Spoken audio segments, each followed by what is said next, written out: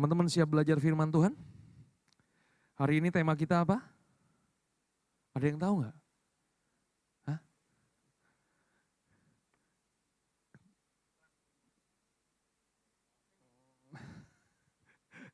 Ya, Kak Diter dikasih tema ini nih. Bener ini tema yang dikasih ya, bener ya. Jadi hari ini kita akan belajar tentang kita percaya sama diri kita sendiri atau kita percaya kepada Tuhan. Jadi yang benar yang mana teman-teman? Percaya terhadap diri kita sendiri atau kita percaya kepada Tuhan? Yang benar yang mana? Ya, pilihan kalian gak ada yang benar, gak ada yang salah. Ya, sekalipun salah tetap masuk surga. Haleluya. Yang benar yang mana? Percaya terhadap diri kita sendiri atau kita percaya kepada Tuhan? Yang kepada diri sendiri boleh lambaikan tangannya. Oke. Yang percaya kepada Tuhan boleh lambaikan tangannya. Iya. Yang tidak mengangkat tangan, iya, kurang korek kuping. Ya kan? Ya, jadi nggak ada yang benar, nggak ada yang salah ya teman-teman ya. Nanti kita mau bahas teman-teman, tapi saya akan mulai dengan statement ini ya. Kita baca sama-sama, klik sekali lagi. Ya, kita baca 1, 2, 3. Orang yang terlalu percaya pada dirinya sendiri, kecenderungannya adalah dia tidak percaya kepada Tuhan. Tetapi orang yang senantiasa percaya kepada Tuhan, itu biasanya percaya kepada dirinya sendiri. Teman-teman setuju nggak dengan statement ini? Ya, orang yang percaya dengan dirinya sendiri, ya biasanya dia agak sukar atau agak sulit untuk mempercayakan dirinya kepada Tuhan. Contohnya orang kaya. Orang kaya itu selain Tuhan, Tuhan yang kedua dari orang kaya itu adalah uangnya atau hartanya. Betul gak sih? Ya. Jadi selama kita masih punya uang, selama harta kita masih banyak, kadang-kadang kita nggak perlu Tuhan lagi. Ya. Mau pelayanan apa? Mau bikin apa? Terserah, duitnya ada. Selama kita masih ada duitnya, akhirnya kita tidak percaya, mempercayakan hidup kita kepada Tuhan. Oke? Orang yang cerdas, orang yang pintar, ya, biasanya percaya pada pemahamannya sendiri, percaya pada pikirannya sendiri daripada percaya kepada Tuhan. Selama dia belum mentok, selama dia masih bisa melakukan sesuatu, dia pasti akan selalu berusaha. Yang mengerti katakan amin. Iya kan? Tapi ada kalanya kalau kita hanya sekedar mengandalkan uang kita hanya sekedar mengandalkan harta kita hanya sekedar mengandalkan bahkan kecerdasan otak kita.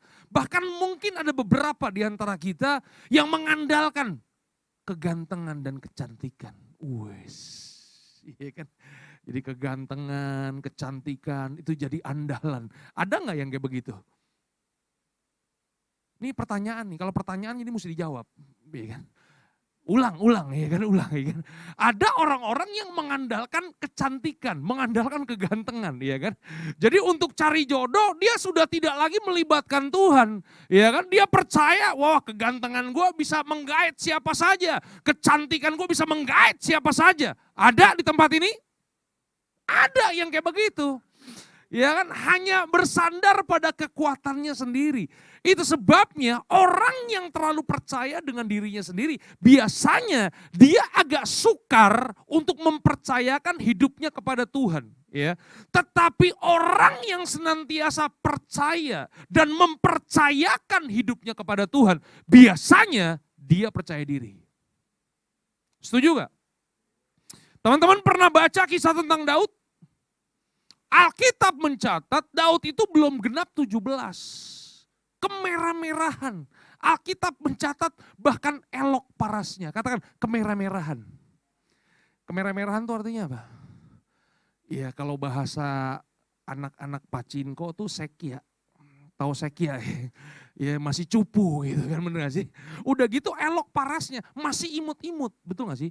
Tapi yang luar biasa, suatu hari dia datang ke medan pertempuran. Dia datang ke medan pertempuran itu bukan untuk bertempur. Dia disuruh bapaknya untuk nganterin makanan buat kakak-kakaknya. Kenapa? Karena kakak-kakaknya itulah yang menjadi prajurit Israel. Yang hari itu sedang berhadapan dengan Goliat. Teman-teman bisa bayangkan berhari-hari Goliat menantang tentara Israel. Tapi tidak ada satupun tentara Israel yang berani melawan Goliat. Kenapa tentara Israel tidak berani melawan Goliat? Ada yang tahu jawabannya? Angkat tangan. Yang benar jawabannya, Kaditer kasih mobil Kaditer buat kalian. Yang benar jawabannya. Tapi kalau kalian salah jawab, terpaksa kendaraan kalian Kaditer ambil buat Kaditer. Ya. Keadilan sosial bagi seluruh rakyat Indonesia. Hah? Ada yang tahu kenapa orang Israel nggak berani lawan Goliat? Iya takutnya kenapa? Alasannya takut tuh apa? Gede bener, iya kan. Alkitab mencatat ya kan, ya dia dianggap seperti raksasa. Di zaman itu dianggap seperti raksasa, iya kan. Itu dari masih kecil udah dilatih perang. Coba lihat tangan kalian, lihat tangan kalian. Berapa jarinya? Ya ampun.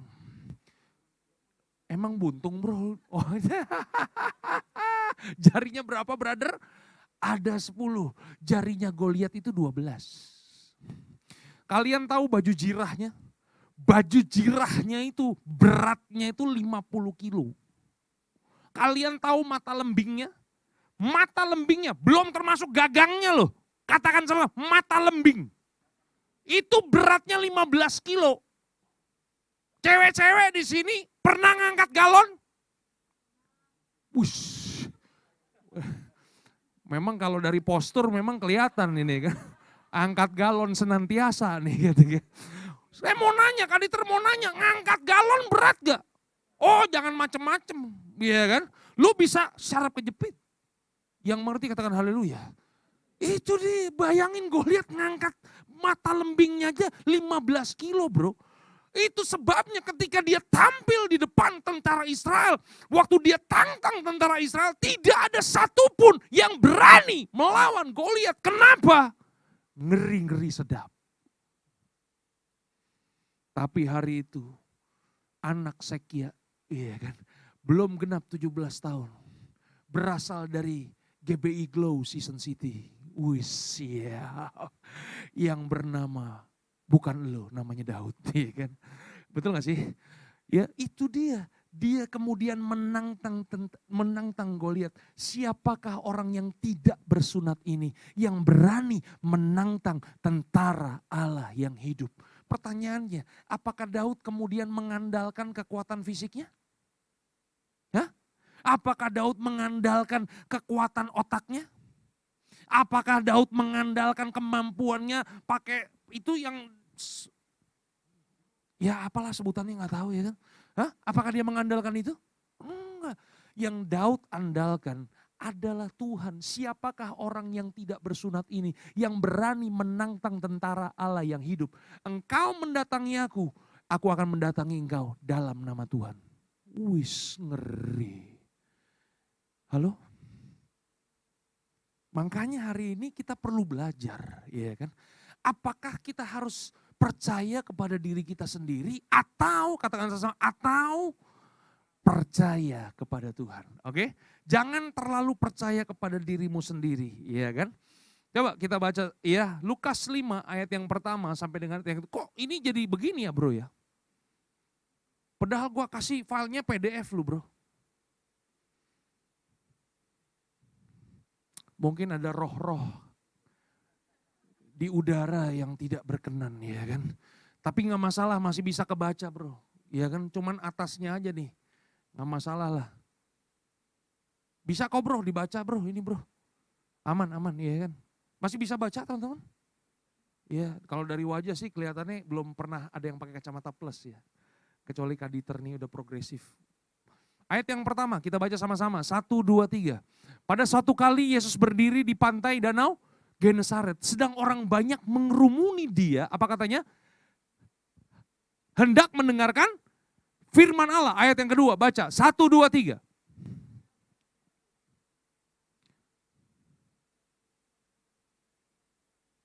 Nih, sorry ya nanya dulu nih.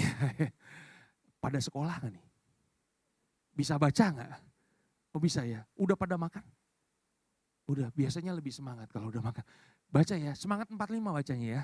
Ayat yang kedua, 1, 2, 3. Ia melihat.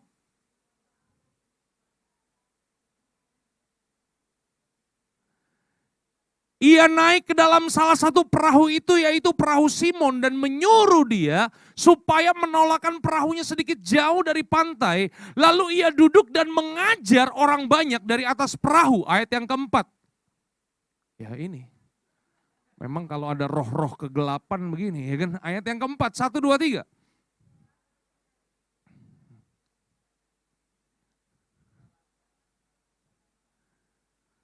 Katakan sama-sama, tebarkanlah jalamu. Ayat yang kelima, Simon menjawab, Guru, telah sepanjang malam kami bekerja keras dan kami tidak menangkap apa-apa, tetapi karena Engkau menyuruhnya, aku akan menebarkan jala juga. Katakan sama-sama, aku akan menebarkan jala juga. Ayat yang ke-6, 1, 2, 3.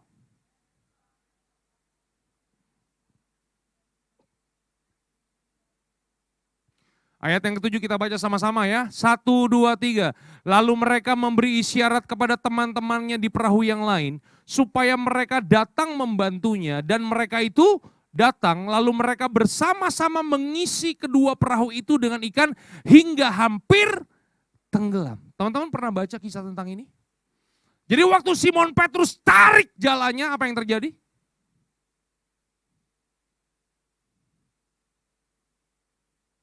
Ya ampun.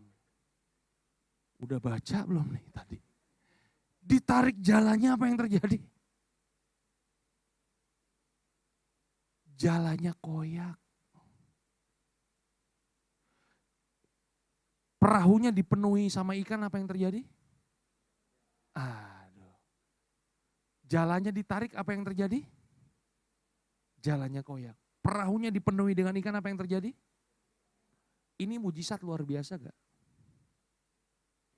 Teman-teman, suatu hari Kaditer baca buku ya, terjemahan bahasa Inggris diterjemahkan ke bahasa Indonesia. Waktu Yesus menyuruh Simon Petrus untuk menebarkan jala. Menebarkan jala itu dikasih tanda kurung, jamak, katakan sama jamak. Kaditer bingung kenapa jamak.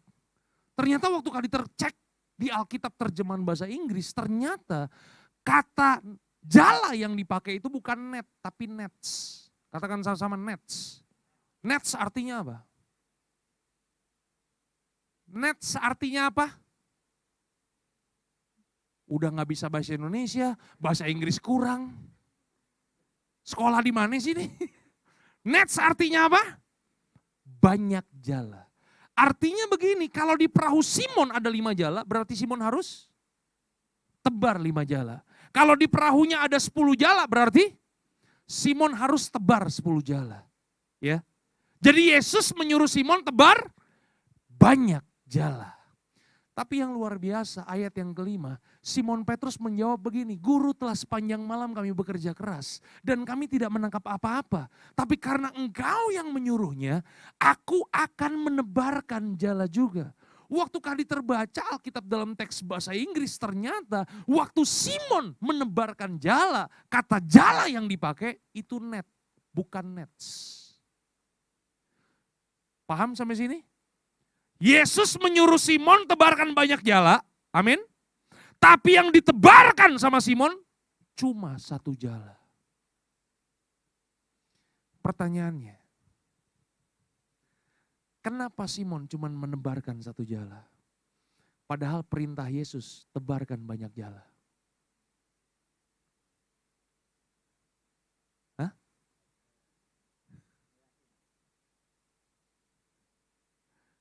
Mau tahu gak jawabannya? Karena Simon itu tuh bukan nelayan kemarin sore bro. Bukan nelayan abal-abal. Bukan nelayan ecek-ecek.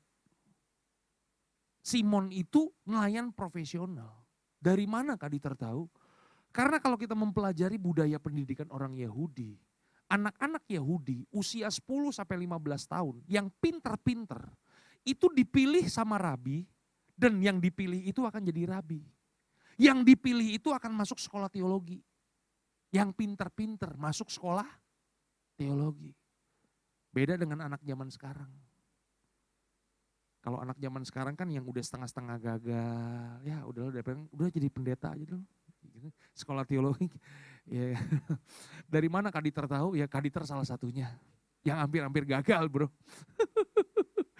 Ya kan? Akhirnya jadi juga pendeta hamba Tuhan karena dipanggil Tuhan. Betul gak? Nah, anak-anak yang pintar dipilih rabi untuk menjadi rabi. Nah pertanyaannya, anak-anak Yahudi yang kurang pintar, yang bodoh, yang blow on, ini kemana? Nah, anak-anak Yahudi yang kurang-kurang pintar ini, mereka akan dipulangkan ke rumah orang tua mereka, dan mereka akan bekerja sesuai dengan pekerjaan orang tua mereka. Jadi kalau orang tua mereka petani, maka mereka gedenya akan jadi petani. Kalau orang tua mereka nelayan, maka gedenya mereka akan jadi nelayan. Jadi dari kisah ini kita mengerti murid-murid Yesus yang bernama Simon Petrus, Andreas, Yohanes, dan Yakobus, ternyata mereka blow on. Makanya murid-murid Yesus kan bodoh-bodoh rata-rata, pemungut cukai, orang-orang zelot, ya kan penangkap ikan, benar nggak? Murid Yesus yang pintar cuma 3. Paulus, Lukas, dan Dieter Nicholas. Haleluya. Kalau bukan diri sendiri siapa lagi yang mau muji kan gitu kan? Halo? Jadi teman-teman bisa bayangin ya, Simon Petrus dari usia 10 sampai 15 tahun, dia udah ada di laut bro. Hah? Berarti begini, dia tahu cuaca, dia tahu angin, dia tahu daerah-daerah mana yang banyak ikan. Yang mengerti katakan amin. Itu sebabnya dari sini kita mengerti apa? Kenapa Simon Petrus cuman menebarkan 1 jala. Apa yang menghalangi Simon Petrus nggak taat dengan perintah Tuhan? Karena Simon Petrus merasa, itu dia, kepedean. Dia merasa dirinya lebih pintar, lebih hebat, lebih ngerti, lebih paham daripada Tuhan Yesus. Halo? Katakan sebelah kanan, sebelah kiri. Otak lu cuma segede gini bro. Lu jangan so tahu. Ya segede gini. Kalau segede gini hidrosepalus namanya bro. Udah mengalami pembengkakan itu kan. Ya sebentar lagi game over itu bro kalau sudah segede gini. Betul gak? Otak kita tuh cuma segede gini. Kita gak ngerti jalan-jalan Tuhan. Betul gak sih? Itu sebabnya kenapa kita perlu percaya Tuhan. Karena Tuhan kita, dia yang awal, dia yang akhir. Dia yang alfa, dia omega. Dia mengerti rancangan-rancangan yang terbaik. Rancangan Tuhan bukan rancangan kecelakaan. Rancangan Tuhan akan membawa kita kepada masa depan yang penuh dengan harapan. Yang mengerti katakan haleluya. Itu dia. Jadi dari sini kita belajar apa? Dari sini kita belajar. Kadang-kadang tuh begitu. Kalau kita merasa diri kita lebih pintar, akhirnya kita mengalami kerugian. Halo? Setuju nggak? Setuju nggak Simon Petrus mengalami kerugian? Kenapa? Karena waktu dia tarik jalannya robek. Kalau jalannya robek itu berarti dia mesti benerin jalannya. Kalau dia mesti benerin jalannya itu berarti ada duit yang keluar. Yang mengerti katakan haleluya. Itu dia. Coba Simon taat. Coba Simon gak mengandalkan pikirannya. Coba Simon gak mengandalkan pengalamannya. Halo. Maka apa yang terjadi? Waktu dia tebarkan 10 jala. 10-10-nya penuh dengan ikan. Tanpa dia harus merobek jalannya. Yang mengerti katakan haleluya. Itu dia. Kenapa seringkali kita rugi dalam kehidupan? Kenapa seringkali kita salah langkah dalam kehidupan? Kenapa seringkali kita salah pilih jodoh dalam kehidupan? Karena kita tidak pernah melibatkan Tuhan dalam hidup kita. Halo? Saya mau nanya, bisa salah jodoh gak? Dari wajah kelihatannya, apalagi wanita-wanita di tempat ini. Wanita-wanita patah hati. Haleluya. Kenapa? Ya puji Tuhan ada satu yang ngaku kan gitu kan. Ya betul gak sih? Kenapa? Karena kita terlalu percaya dengan diri kita sendiri. Harusnya dong begini kan, dengan kecerdasan yang Tuhan sudah berikan kepada kita, dengan pengalaman yang Tuhan sudah berikan kepada kita, membuat kita gak so tahu harusnya dong. Halo? Katakan sebelah kanan, sebelah kiri. Kecerdasan otakmu harusnya tidak membuat kamu semakin so tahu. Harusnya kecerdasan, pengalaman, kemampuan, talenta, apapun itu Tuhan berikan kepada engkau. Harusnya membuat engkau semakin percaya kepada Tuhan dan melibatkan Tuhan dalam hidupmu.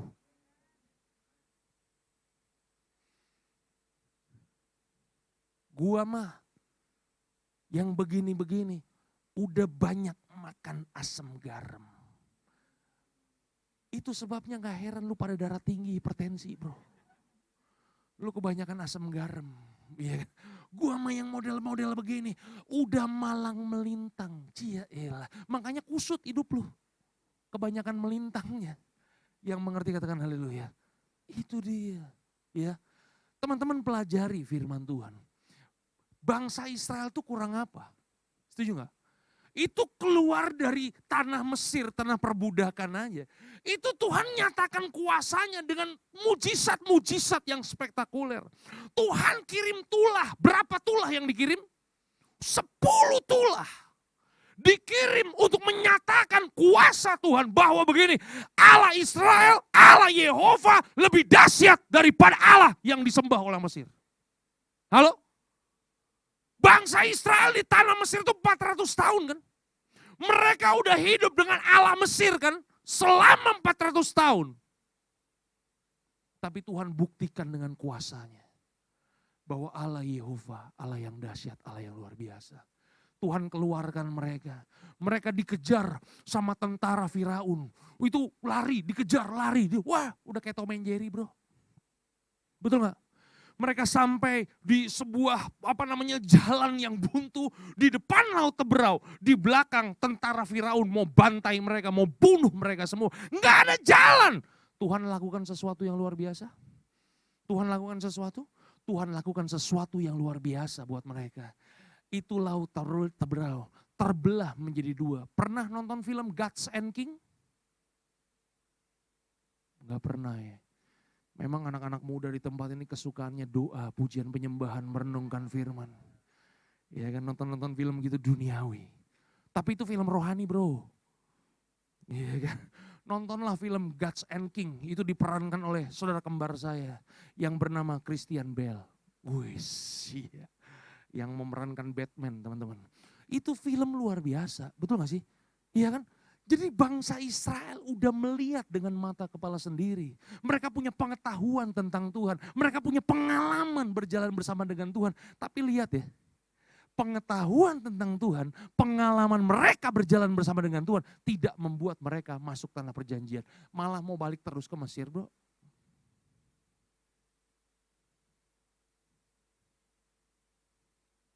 Ingat, otak cuman segini. Terbatas.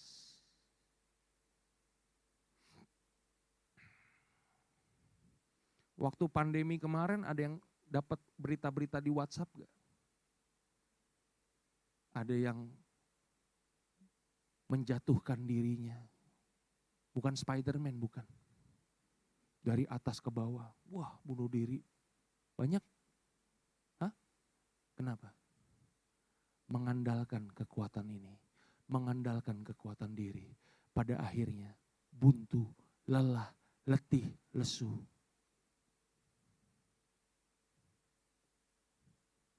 Siap maju ke depan?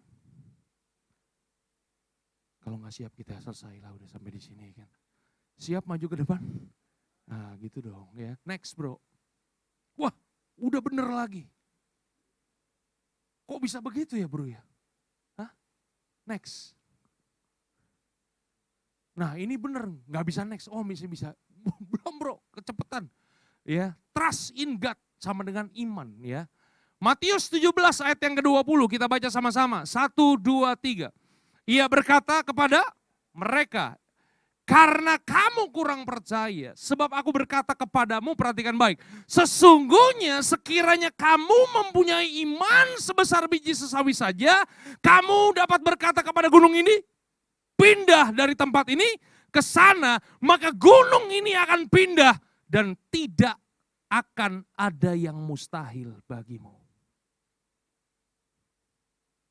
Katakan sama-sama, iman sebesar biji sesawi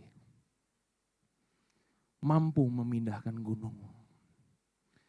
Di sini ada yang pernah pergi ke tanah perjanjian? Salah nanya nih. Yang punya kerinduan pergi ke tanah perjanjian. Lambaikan tangannya. Yang punya kerinduan aja, lambaikan. Yang mengangkat tangan, ya terjadilah menurut imanmu. Pergi pasti nanti. Ya kan?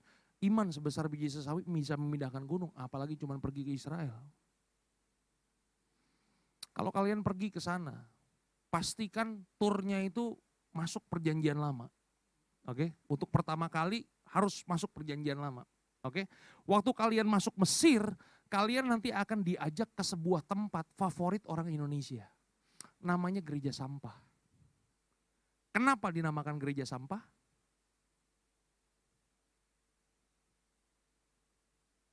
Ya karena itu tempat banyak sampahnya, udah gitu doang, nggak usah mikir yang macam-macam. Itu pemukiman orang Kristen. Kenapa? Karena orang Kristen di Mesir itu diisolir guys. Mereka nggak boleh kerja-kerja di pemerintahan, kerja-kerja yang halal tuh enggak. Pekerjaan orang Kristen cuma satu di Mesir, yaitu apa? Ngumpulin sampah satu kota Kairo. Tapi Tuhan menyatakan kemuliaannya buat orang-orang Kristen di Mesir. Itu perputaran uang untuk mengolah sampah itu mampu memberkati mereka.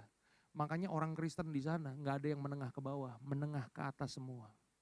Tuhan menyatakan kemuliaannya. Sekalipun cuman ngumpul-ngumpulin sampah, Tuhan mampu memberkati. Haleluya. Tapi bukan itu yang Kak Dieter mau ceritakan. Yang Kak Dieter mau ceritakan adalah, kalian tahu nggak? Nanti kalian kalau sampai ke sana, nyampe di pemukiman, kalian akan naik sedikit. Itu gerejanya bro, itu dari coakan gunung. Kursinya dari batu gunung, tembok-temboknya dari batu gunung. Itu bisa menampung ratusan orang itu, luar biasa banget itu. Kalian tahu sejarah itu kenapa bisa terjadi? Satu hari seorang khilafah muslim menguasai Mesir. Karena pemerintahannya sudah berganti dengan muslim, maka orang-orang muslim berusaha mengusir orang-orang Kristen. Dikumpulin semua orang-orang Kristen bro, satu kota Kairo. Kemudian dikasih titah. Kalau kalian mau tinggal di Mesir, yang pertama, kalian harus pindah agama baru bisa tinggal di sini. Kalau kalian nggak mau pindah agama, kalian harus keluar dari Mesir. Kalau nggak mau pindah agama, nggak mau keluar dari Mesir, maka yang ketiga, pedang yang akan bicara. Maka dibantai semua. Saya kasih waktu kamu 3 hari. Teman-teman tahu apa yang terjadi? Yang terjadi adalah begini. 1 hari kemudian mereka semua itu mencari wajah Tuhan. Mereka mencari wajah Tuhan, apa yang harus mereka lakukan. Tiba-tiba Tuhan berfirman kepada pemimpin Kristen. Cari di seluruh Mesir orang yang taat firman Tuhan dan yang matanya cuma satu. Mereka cari seluruh Mesir, ketemu namanya Simon, seorang penyamak kulit. Matanya cuma satu. Kenapa matanya cuma satu? Karena satu hari waktu dia bikinin seorang wanita sepatu zaman dulu kan bukan sepatu kayak kita nih. Sepatu yang di bawahnya alas ada talinya, yang mengerti katakan amin. Waktu dia mau ngepasin itu sepatu, aurat dari wanita itu gak sengaja kelihatan sama Simon bro. Dan Simon ingat ayat firman Tuhan, kalau matamu yang sebelah kiri berbuat dosa, cungkilah matamu. Karena dia taat dengan firman Tuhan, dia cungkil matanya Bapak. Makanya matanya cuman satu. Waktu pemimpin Kristen ketemu dengan Simon, negara kita lagi krisis dan di tanganmu lah krisis di bangsa kita, ini bisa lewat. Simon dapat hikmat yang daripada Tuhan teman-teman. Simon kemudian berkata begini, kuasa Tuhan harus dinyatakan dan pemimpin muslim harus lihat kuasa Tuhan. Bagaimana caranya? Caranya adalah gunung itu harus kita bisa pindahkan karena firman Tuhan berkata, iman sebesar biji sesawi bisa memindahkan gunung. Akhirnya Simon mengumpulkan seluruh orang Kristen yang ada di Mesir. Mereka berdoa bersama-sama dengan doa yang sederhana. Tuhan tolonglah kami. Tuhan kasihanilah kami. Mereka teriak 300 kali, tidak terjadi apa-apa. Waktu mereka teriak yang ke-400 kali, Tuhan kasihanilah kami. Maka apa yang terjadi? gunung yang ada di depan mereka itu bergerak dari pinggiran kota Kairo ke tengah kota Kairo sepanjang 3 kilometer. Tam, tam, tam. Makanya gunung itu hari ini namanya Gunung Mukatam. Kenapa namanya Gunung Mukatam? Karena waktu pindah bunyinya tam, tam, tam. Cari di Google kalau nggak percaya, Gunung Mukatam. Halo? Waktu khilafah Muslim lihat gunung dari pinggiran kota Kairo berpindah ke tengah kota Kairo. Pemimpin Muslim itu percaya kepada Tuhan. Halo? Kemudian dia mengisolir dirinya, dia tinggalkan jabatannya, dia pergi ke padang pasir, dia menjadi orang percaya sampai dia mati. Halo? Dan Kak Dieter mau kasih tahu, kalau kekristenan hari ini masih ada di Mesir karena peristiwa gunung yang berpindah. Iman sebesar biji sesawi mampu memindahkan gunung. Percaya pada dirimu sendiri, maka engkau akan gagal. Percaya kepada Tuhan, itulah yang membuat engkau percaya pada dirimu sendiri. Keren. Masih ada waktu gak? Masih banyak nih. PowerPoint-nya ada 30. Ibrani 11 ayat yang pertama, kita baca sama-sama. 1, 2, 3. Iman adalah dasar dari segala sesuatu yang kita harapkan dan bukti dari segala sesuatu yang tidak kita lihat. Oke? Jadi iman percaya kita itu harus ada 2 faktor. Yang pertama adalah dasar, yang kedua adalah bukti. Kalau imanmu nggak punya dasar, berarti bukan iman, kedagingan. Rada-rada bingung nih. Contoh, kasih contoh. Iya kan? Tuhan, tolong berkati aku Tuhan. Miskin aku Tuhan. Kenapa kamu mau diberkati? Dasarnya apa? Supaya saya bisa makan semau-mau saya, jalan-jalan semau-mau saya. Kemanapun saya pergi, semau-mau saya. Tuhan berkati Tuhan. Kalau dasar kita mau diberkati itu bukan iman. Itu apa namanya? Kedagingan. Halo? Kamu beriman? Mau diberkati Tuhan? Dasarnya apa? Firman Tuhan berkata, kalau Abraham diberkati, dia diberkati untuk menjadi berkat. Saya juga mau seperti Abraham. Berkati saya Tuhan, supaya saya jadi berkat buat orang lain. Itu iman, bukan kedagingan. Kenapa? Ada dasarnya, ada ceritanya, ada ayatnya. Halo?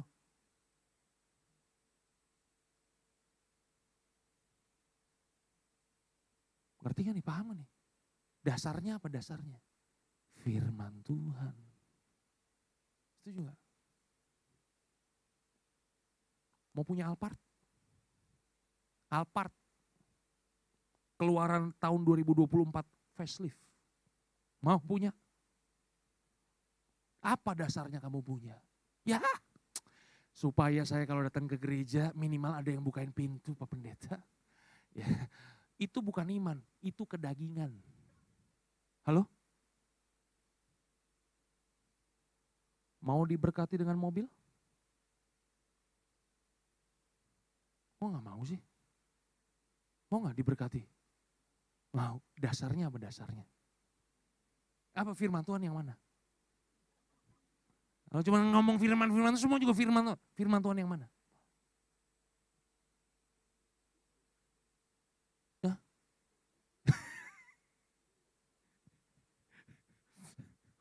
Iya kan? Kalau dasarnya adalah gini bro. Firman Tuhan berkata, orang yang percaya kepada Tuhan tidak akan pernah ditinggalkan. Saya minta Tuhan berkati saya mobil, supaya dengan kendaraan yang saya punya, saya bisa jemputin semua teman-teman supaya bisa ikut ibadah pemuda jam 3 sore. Ada ayatnya, motivasinya bener bro. Kalau pamer, kedagingan. Halo? Jadi iman perlu ada apa namanya? Dasar. Dasarnya apa?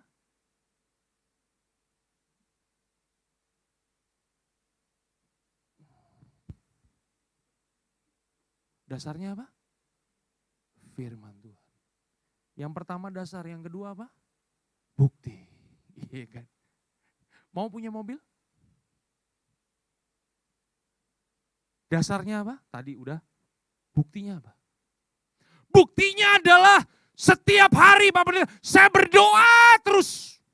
Buktinya adalah saya datang ke Season City Mall, saya masuk parkiran, saya ketemu mobil Alphard, saya puterin 7 kali. Saya tumpang tangan, begitu tumpang tangan alarmnya bunyi, ditangkap loh satpam. Sangkain mau nyolong. Itu buktinya. Mau punya mobil? Mau diberkati Tuhan? Buktinya apa? Kerja. Jangan males. Jangan korupsi. Jangan nyolong. Halo? Kalau hari ini belum kerja, sekolah yang benar. Ujian, jangan pada nyontek. Halo? Betul nggak? Jadi ada dasar, ada bukti. Coba kita lihat perjalanannya bro. Gue udah mau selesai nih. Ya. Langkah iman percaya kita kepada Tuhan. Yang pertama, engkau dengar. Halo? Ini Kaditer mau nanya nih. Ini kebaktian setahun sekali apa seminggu sekali nih? Wis. Berarti 1 bulan berapa kali brother? 4 ada 5. Kita hitung rata 4 semua. Setahun berapa kali? Berapa? Waduh, hampir 50 khotbah kita dengar. Betul gak sih? Engkau sudah dengar 50 khotbah. Ya kan?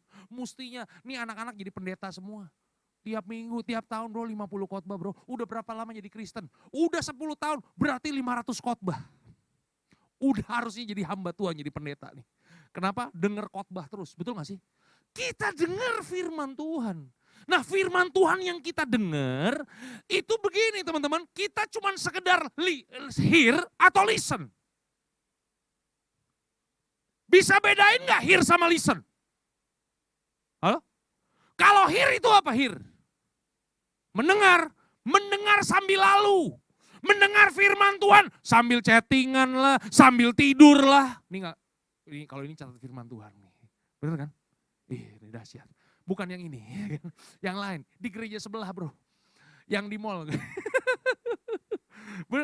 Hanya dengar sambil lalu. Kita gak pernah kasih perhatian dengan apa yang kita dengar. Halo, kalau kamu mau iman kamu bertumbuh, jangan hear, listen.